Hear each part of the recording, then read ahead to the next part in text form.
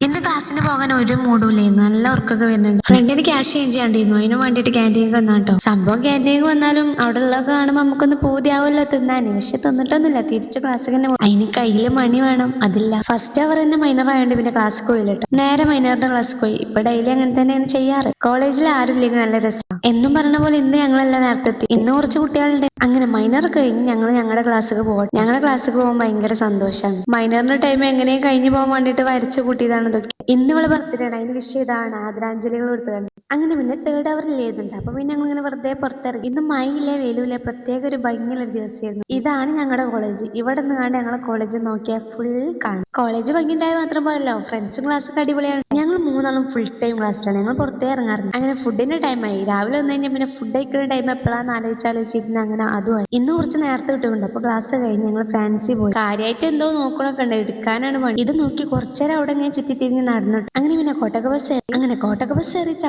ചമ്മാട്ട് നേരെ എന്റെ വീട്ടിലുള്ള ബസ് കയറി. അപ്പൊ ഇത്രയുള്ളൂ.